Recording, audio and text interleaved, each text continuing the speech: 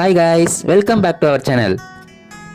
இன்றைக்கான வீடியோவில் எதை பற்றி பார்க்க போகிறோன்னா, ஹோம்மேட் சாக்லேட் எப்படி செய்கிறதுன்னு தாங்க பார்க்க போகிறோம்.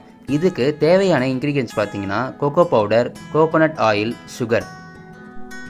கொக்கோ பவுடரையும் சுகரையும் நல்லா மிக்சியில் போட்டு அரைச்சிக்கோங்க. நெக்ஸ்ட்டு ஒரு பேனை எடுத்து தண்ணி ஊற்றிட்டு நல்லா 5 நிமிஷம் நல்லா கொதிக்க விட்டுக்கோங்க. நெக்ஸ்ட்டு நீங்கள் என்ன பண்ணணுன்னா, இன்னொரு பேனை எடுத்து மேலே வச்சுக்கோங்க.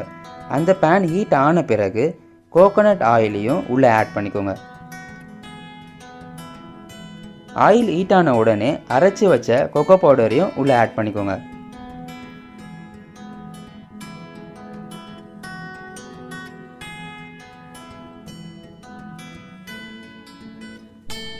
இப்போ நீங்கள் என்ன பண்ணணுன்னா, நல்ல திக் கன்சிஸ்டன்சி வர அளவுக்கு நல்லா மிக்ஸ் பண்ணிக்கோங்க.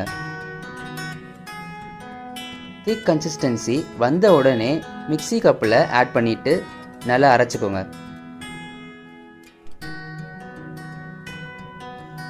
இதை எதுக்காக மிக்சியில் அரைக்கிறோன்னா, நல்ல சில்கி டெக்ஸ்சர் வர்றதுக்காக தாங்க மிக்சியில் அரைக்கிறோம். அதுக்கப்புறம் இதை ஒரு பிளேட்டில் ஆட் பண்ணிவிட்டு மேலே கொஞ்சம் நட்ஸையும் ஆட் பண்ணிக்கோங்க.